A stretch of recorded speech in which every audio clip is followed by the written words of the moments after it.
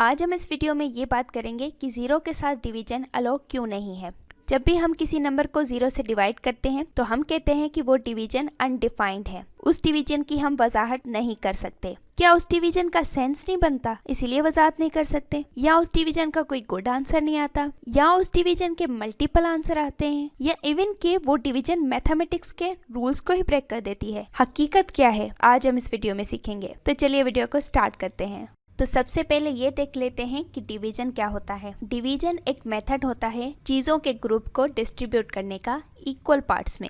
For example हमारे पास 10 candies हैं और ये 10 कैंडीज हम 2 बच्चों में डिस्ट्रीब्यूट करना चाहते हैं इस तरीके से कि दोनों को इक्वल अमाउंट में कैंडीज मिलें। तो सिंपली हम क्या 5 कैंडीज एक बच्चे को देंगे और दूसरी 5 कैंडीज दूसरे बच्चे को देंगे। तो हमने यहाँ पर कैंडीज इक्वली डिस्ट्रीब्यूट कर दी हैं। तो यहाँ पर हमने क्या किया एग्जैक्टली यहाँ पर हमने 10 को 2 से डिवाइड किया तो आंसर आया 5। और अगर हम यहाँ पर बात करें कि हमारे पास कोई भी कैंडी नहीं बची है और दूसरे 2 चिल्ड्रन आ गए हैं कैंडीज के लिए पर हमारे पास कोई भी कैंडी नहीं है, तो हम उनको कहेंगे कि हमारे पास कोई भी कैंडी नहीं है, या हम उनको 0-0 कैंडी डिस्ट्रीब्यूट करेंगे इक्वली। इसका मतलब क्या हुआ कि हमने 0 को 2 से डिवाइड किया तो आंसर आया 0। पर अगर हम एक ऐसा केस लें जिसमें हमारे पास 10 कैंडीज हैं, उन 10 कैंडीज को डिस्ट्रीब्यूट करना है इक्वल पार्ट्स में, पर वहाँ पर कोई भी चाइल्ड अवेलेबल नहीं है, तो किन को डिस्ट्रीब्यूट करेंगे इक्वल पार्ट्स में। आप समझ गए होंगे कि ये क्या है एग्जैक्टली ये वो डिवीजन है जिसको हम अभी तक डिफाइन नहीं कर पाए हैं। 10 डिवाइडेड बाय 0 इसका प्रॉपर आंसर नहीं हो पाया है। तो फर्स्ट ऑफ ऑल कि अगर हम सेंस की बात करें तो इसका प्रॉपर सेंस भी नहीं बनता है कि अगर हमारे पास कोई है ही नहीं तो हम डिस्ट्रीब्यूट किसको करेंगे। पर अगर फिर भी हम 0 से डिवीजन को अलाउ कर दें तो क्या होगा। 0 के साथ डिवीजन अलाउ करने के बाद हम 1 को 0 से डिवाइड करने की कोशिश करते हैं। एग्जैक्ट तो हमें नहीं पता क्या आंसर आएगा, तो हम ऐसे डिवाइज़र लेंगे जो 0 को अप्रोच करते हों। जैसे कि सबसे पहले हम 1 को 1 से ही डिवाइड करके देखते हैं तो एग्जैक्टली आंसर 1 ही आएगा। उसके बाद हम छोटा नंबर लेते जाएंगे जो 0 को अप्रोच करे, जैसे कि 1 डिवाइडेड बाय 0.1 जिससे 10 आंसर आता है। 1 को 0.01 से डिवाइड करेंगे तो 100 आंसर आता है। 1 को 0.001 से डिवाइड करेंगे तो 1000 आंसर आता है। उसके बाद जैसे जैसे हम 0 को अप्रोच करते जाते हैं आंसर हमारा बड़ा होता जाता है। तो अब सवाल ये पैदा होता है कि 1/0 किसके इक्वल होगा। तो हम अप्रोक्सीमेटली ये कह सकते हैं कि 1/0 चलो इन्फिनिटी के इक्वल करके देखते हैं। 1/0 को हमने इन्फिनिटी के इक्वल कर दिया क्योंकि एक ऐसा बड़ा नंबर जो हम नहीं जानते कि वो कितना बड़ा है। उसके बाद अगर हम 0 को रियल लाइन के नेगेटिव साइड से अप्रोच करें, जैसे कि सबसे पहले हम 1/-1 इज इक्वल्स टू -1 होता है। उसके बाद 1/-0.1 इज इक्वल्स टू -10 होता है। और अगर हम 1 को -0.01 से डिवाइड करें तो -100 आंसर आता है। इस तरीके से जैसे हम छोटा माइनस नंबर लेते जाते हैं वैसे ही बड़ा माइनस नंबर आता जाता है।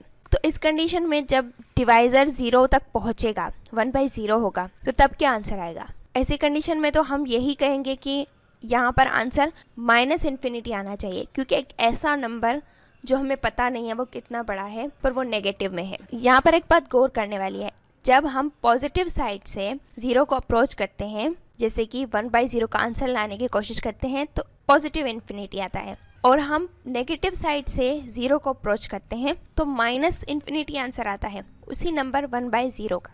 तो है तो वही नंबर और उसके 2 आंसर्स आ रहे हैं, तो ऐसा तो नहीं हो सकता क्योंकि इन्फिनिटी तो कभी -∞ के इक्वल नहीं हो सकता। पर यहाँ पर हमने इन्फिनिटी को -∞ के इक्वल कर दिया है, पर ये हरगिज़ भी बराबर नहीं है।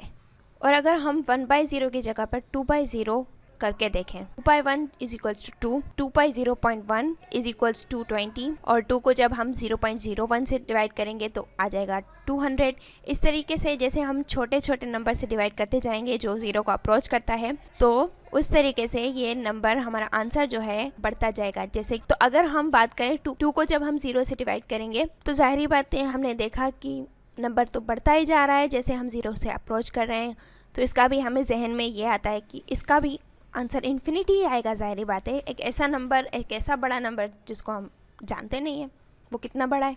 तो यहाँ पर एक बात नोट करने की है कि क्या 1/0 और 2/0 इक्वल हो सकते हैं। जब हम 1 और 2 को 0 से डिवाइड करने की कोशिश करते हैं तो 1/0 और 2/0 इक्वल आ जाते हैं। उसका ये मतलब हुआ कि 1 = 2, पर यह हरगिज़ भी सही नहीं है। और अगर 2 की जगह पर हम 3 को 0 से डिवाइड करके देखते हैं तो तभी भी इस तरीके से नंबर बढ़ता जाता है। जब डिवाइज़र 0 को अप्रोच करता है वहाँ पर भी हमें यही आंसर मिलता है कि 3/0 इन्फिनिटी के इक्वल होगा, एक ऐसा नंबर जिसको हम जानते नहीं कि वो कितना बड़ा है। तो यहाँ पर भी हम कह रहे हैं कि 3 2 के इक्वल हो जाएगा, पर ऐसा तो मैथमेटिक्स में मुमकिन नहीं है। पर ये क्या हो रहा है, 1 2 के इक्वल आ रहा है, 3 2 के इक्वल आ रहा है, 3 4 के इक्वल आ रहा है। जो भी हम चाहें नंबर्स उनको हम इक्वल कर सकते हैं अगर हम 0 से डिवीजन अलो कर दें। पर अगर हम 0 से डिवीजन अलो कर देते हैं और सारे नंबर्स एक दूसरे के इक्वल आ जाते हैं तो मैथमेटिक्स के रूल्स तो ब्रेक हो जाते हैं। जहाँ से मैथमेटिक्स स्टार्ट हुई थी, जहाँ से नंबर्स का कॉन्सेप्ट स्टार्ट हुआ था, हम वहाँ पर ही जाकर पहुँच जाते हैं। मतलब कि नंबर्स की कोई वैल्यू नहीं रहती, सारे नंबर्स इक्वल हो जाते हैं, कोई ऑपरेशन नहीं रहता, कुछ भी नहीं रहता, मैथमेटिक्स पूरी ख़त्म हो जाती है। पर ऐसा तो नहीं है, हम मैथमेटिक्स को और ज़्यादा बढ़ाना चाहते हैं, उसको ख़त्म तो नहीं करना चाहते। इसीलिए अब अभी तक ऐसा प्रॉपर मेथड नहीं मिला कि जिस तरीके से हम 0 से डिवाइड करें किसी भी नंबर को तो वो एक प्रॉपर आंसर दे और वो मैथमेटिक्स के रूल्स को फॉलो करें। अगर हम a को 0 से डिवाइड करें तो उसका कोई प्रॉपर आंसर नहीं आता, क्योंकि कोई भी ऐसा नंबर नहीं है जो 0 से मल्टीप्लाई होकर a हमें दे। क्योंकि कॉमन सेंस की बात है कि 0 से जो भी नंबर मल्टीप्लाई होगा तो वो हम 0 ही आंसर देगा, a तो नहीं देगा। जैसे कि डिवीजन में ये कॉन्सेप्ट लगाया जाता है, जब भी हम किसी भी नंबर को दूसरे नंबर से डिवाइड करते हैं तो उसमें ये कॉन्सेप्ट लगाया जाता है कि जो डिवाइजर होता है 2, उसको किसी नंबर से मल्टीप्लाई किया जाता है तो 10 ज़रूर आना चाहिए। मतलब कि पूरी नंबर लाइन में कोई ऐसा नंबर होना चाहिए जो 2 से मल्टीप्लाई हो और हमें 10 दे। एग्जैक्टली वो 5 है, जो 2 से मल्टीप्लाई होगा तो हमें 10 देगा। तो इसीलिए हम कहते हैं कि 10/2 का आंसर भी 5 है। पर यहाँ पर कोई भी ऐसा नंबर नहीं है जो 0 से मल्टीप्लाई हो और हमें a आंसर दे, क्योंकि वो हमेशा 0 आंसर देता है। यहाँ पर भी डिवीजन का जो कॉन्सेप्ट है वो ही ख़त्म कर देता है जब हम 0 से डिवीजन को अलो कर देते हैं। और हम ये भी जानते हैं कि हर नंबर का रेसिप्रोकल होता है, मल्टीप्लिकेटिव इन्वर्स होता है। जैसे कि 2 का है 1/2। जब हम मल्टीप्लिकेटिव इन्वर्स को आपस में मल्टीप्लाई करते हैं तो हमेशा आंसर 1 ही आता है। पर अगर हम बात करें 1/0 की तो उसका मल्टीप्लिकेटिव हमारे जहन में आता है, हाँ 0 हो जाएगा उसका मल्टीप्लिकेटिव इन्वर्स। पर जब हम 0 को किसी भी नंबर से मल्टीप्लाई करते हैं तो 1 कभी भी नहीं आता। तो ये रूल भी फॉलो नहीं कर रहा है ये 0। इवन कि ये मैथमेटिक्स के सारे बेसिक रूल्स को ब्रेक कर देता है। मतलब कि किसी भी रूल को फॉलो नहीं कर रहा। अगर हम और सारे जो नंबर्स हैं वो एक ही बन रहे हैं, 1 से 0 को डिवाइड करें या 2 से 0 को डिवाइड करें या नेगेटिव नंबर हो पॉजिटिव नंबर हो, कुछ भी हो, उनका आंसर सेम ही आता है या एक नंबर का मल्टीपल आंसर आता है। के आंसर्स को तो छोड़ो, जब हम डिवीजन 0 से अलो करते हैं तो पूरे मैथमेटिक्स के रूल्स ही ब्रेक हो जाते हैं। पूरी मैथमेटिक्स ही स्टार्ट पे आ जाती है जहाँ से नंबरिंग की स्टार्ट हुई थी। नंबर्स का कॉन्सेप्ट ही खत्म हो जाता है, सारे नंबर्स एक ही बन जाते हैं। तो इसीलिए अभी तक 0 से डिवीजन को अलो नहीं किया गया या अनडिफाइंड कहा गया है, क्योंकि अभी तक एक अच्छा मेथड नहीं मिला जो सारे मैथमेटिक्स के रूल्स को भी फॉलो करे और डिवीजन का हमें आंसर भी दे। तो तब तक 0 से डिवीजन अनडिफाइंड है। उम्मीद है आपको समझ में आया होगा कि 0 से डिवीजन अनडिफाइंड क्यों है। तो चलिए मिलते हैं नेक्स्ट वीडियो में।